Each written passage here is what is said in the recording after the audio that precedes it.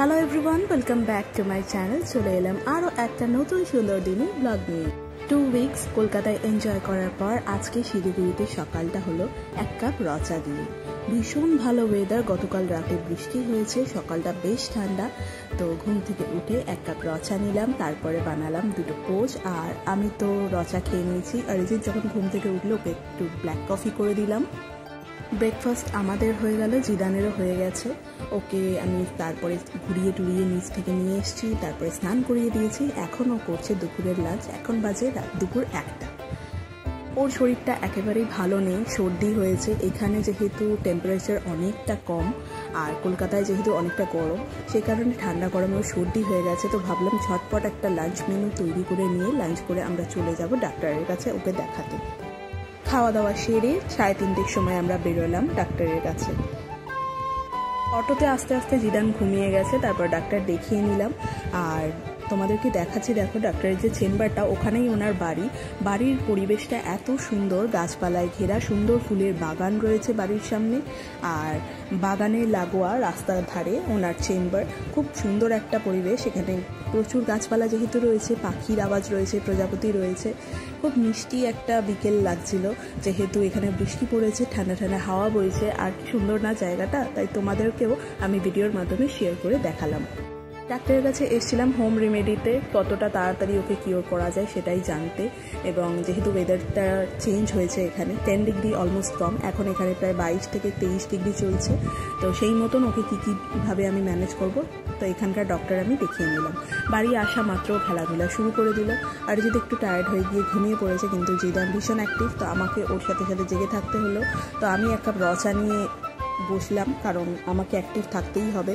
আমার একটু ঘুম ঘুম পাচ্ছিল, কিন্তু ঘুমোতে পারবো না যেহেতু জিদানের ঘুম আসেনি। জিদান তখন অটোতে যেতে যেতে 15-20 মিনিট কি 30 মিনিট মতন ঘুমিয়েছে, তাই জন্য ওর একটু চার্জ আপ রয়েছে। আমার এক ফ্রেন্ড ওকে না এই বুকসগুলো গিফট করেছিল ওর জন্মদিনে। একটা সেট অফ বুক, ওটা অনেকগুলো বই রয়েছে, তার মধ্যে birds name, body parts name, A for Apple, transportation name, প্রচুর একটা বক্সের মধ্যে এরকম বুকসগুলো ছিল। তো সেগুলো নিয়েও খেলাধুলার মাধ্যমে যতটা আর কি ওকে শেখানো যায় সেগুলো চেষ্টা করছে। যেহেতু ও কিছু সেকেন্ডও আমার কাছে এসে স্থির হয়ে বসে না, তো আস্তে আস্তে বই পড়ার প্র্যাকটিসটা ওকে করাচ্ছি। আর অনেক দিন ধরেই করছে, যদিও এখন নয়। আমার কাছে ছবি আছে, ভিডিওস রয়েছে পুরানো, সব তো আর চ্যানেলে দেওয়া হয় না। তো ও প্রায় 6 থেকে 7 মাস বয়স থেকে বই নিয়ে বসছে। আমি ওকে বই দিয়েছি প্রায় 7 মাস বয়সে। ওর ফার্স্ট বুক আমি কিনেছিলাম, মনে আছে, ব্যাঙ্গালোরে স্বপ্না বুক স্টোরে। আমার খুব ফেভারিট একটা স্টোর, সেখানে যখন আমি গিয়েছিলাম জিদানের জন্য আমি পেপা পিগের একটা বুক কিনেছিলাম। সেটাও অনেক দিন পড়াশোনা করেছে, মানে হাত দিয়ে দিয়ে ওটা টাচ ফিল করা যেত। লায়ন, মাঙ্কি এই সমস্ত ছিল, টার্টল ছিল, পেঙ্গুইন ছিল, সমস্ত কিছু ছবিগুলো হাত দিয়ে দিয়ে দেখতো আর খুব মজাও পেত। তো আমি ওকে নিয়ে ওইটা নিয়ে বসাতাম। আর এখন ওটা যদিও ছিঁড়ে দিয়েছে, কিন্তু ওটা ওর ফার্স্ট বুক ছিল। জিদান যেহেতু ওটা দুপুরটা আর ঘুমোলো না, খেলাধুলা করছে, তো আমি ওর সাথে খেলাধুলা করার পর যখন সন্ধ্যে এলো, বাজে প্রায় 6টা, তো আমি ভাবলাম ওকে আমি সন্ধ্যাবেলার খাবারটা এখনই খাইয়ে দিই, তারপর ওকে নিচে একটুখানি ঘোরাতে নিয়ে যাব। যদিও ঘুমোবে, না হলে আমি ওর সাথে খেলবো। তো এই বলে আমি একটু সুজি বানালাম ওর জন্যে। কিচেনে আমার সাথে যাবে, যথারীতি কোলে করে করে দেখবে যে মাম্মি কি বানাচ্ছে। তো এরপর আমি ওকে বসিয়ে দিলাম স্ট্রোলারে, কারণ ওকে নিয়ে রান্না করাটা একটু রিস্কি হয়ে যাচ্ছে, ভীষণ ছটফট করছিল। তো আমি ওকে একটা টয় দিয়ে বসিয়ে রান্না করিয়ে তারপরে ওকে সুজিটা খাইয়ে নিচে নিয়ে এলাম।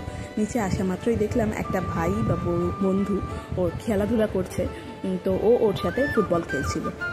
জিদান ভীষণই একটা অ্যাক্টিভ বাচ্চার মধ্যে পড়ে। ওর ভীষণ শরীর খারাপ, তা সত্ত্বেও কিন্তু ওর খেলাধুলা বা ডেলি লাইফস্টাইলে যতটা পরিমাণ অ্যাক্টিভ থাকে সেটা কিন্তু একেবারে কমেনি। ফুল এনার্জি সমেত ও খেলাধুলা করছে। তো আমার একটু ভয় ভয় লাগছিল যে জিদানের শরীরটা ভালো নেই, সর্দি হয়েছে, কাশি হচ্ছে, এর মধ্যেও অতটা খেলতে পারবে। এবারে দেখো যখন ও খেলছে তখন ওর সোয়েটিং হচ্ছে, সোয়েটিং হওয়ার কারণে আরও একটু সর্দিটা বাড়ছে। তো ভীষণই ভয় লাগছিল। যাই হোক, খেলাধুলা শেষে বাড়িতে ফিরে এলাম। ভাবলাম যে আমি রান্নাবান্না করবো, তো অরিজিৎকে বলেছিলাম চিকেন একটু নিয়ে এসো। তো সেই মতন ও বাজারে গিয়ে চিকেন এনেছিল, কিন্তু ইতিমধ্যেই জিদানের ঘুম পেয়ে গেছে। তো আমি ওকে ডিনার করিয়ে দিয়েছি আর বললাম যে আজকে আর চিকেনটা করছি না। এই বলে আমি সেটাকে ম্যারিনেট করে নিলাম ভালো করে, সমস্ত মশলা দিয়ে, তেল দিয়ে আর পেঁয়াজ দিয়ে। আগামীকাল করব বলে আমি এটাকে ম্যারিনেট করে ফ্রিজে রেখে দিলাম। আজকে জিদানের ডিনারে একটু ঝাল ঝাল করে আমি চিকেন পোলাও টাইপের বানিয়ে দিয়েছিলাম। কড়াইয়ের মধ্যে আমি দিইনি, কুকারের মধ্যে একেবারে 1 পট ডিশ বানিয়েছিলাম। একটু বাটার দিয়েছি, তার মধ্যে একটুখানি তেজপাতা দিয়েছিলাম, পেঁয়াজ কুচি, রসুন কুচি, আদা কুচি দিয়ে খোসা সমেত আলুগুলোকে একটু ফ্রাই করেছি। তারপরে আমি চিকেন দিয়েছি ওর মধ্যে। এরপর গাজর কুচি আর গোবিন্দভোগ চাল দিয়ে অনেকক্ষণ বেশ নাড়াচাড়া করেছি। তার মধ্যে জিরে গুঁড়ো, ধনে গুঁড়ো আর সামান্য হলুদ গুঁড়ো আর 1 চিমটে নুন দিয়েছি। এগুলোকে ভালো করে ফ্রাই করে তার মধ্যে জল দিয়ে আমি ওটাকে সেদ্ধ করে নিয়েছি। ভীষণ টেস্টি হয়েছিল খেতে, মানে আমারও খেতে ভালো লাগছিল। সমস্ত রকম টেস্ট ওর মধ্যে আসছিল, একটু স্পাইসি হয়েছিল আর আদার একটা ঝাঁঝ আসছিল। সর্দির মধ্যে তো জিদানের রেগুলার ডেজের খিচুড়ি ভালো লাগবে না বলে আমি একটু অন্যরকম করে ওকে বানিয়ে দিলাম। যাই হোক, পুরোটা খেয়েছিল, এনজয় করেছে। এরপরে আমরাও খাওয়া দাওয়া করে নেব। তো চলো বন্ধুরা, আজকের ভিডিওটা এখানে এন্ড করছি। দেখা হচ্ছে আগামীকাল নতুন ভিডিওতে। ততক্ষণ সকলে ভালো থাকবেন। Bye, take care, good night. আর আমার চ্যানেলে নতুন হলে চ্যানেলটা সাবস্ক্রাইব করতে ভুলো না। তো bye, good night and take care.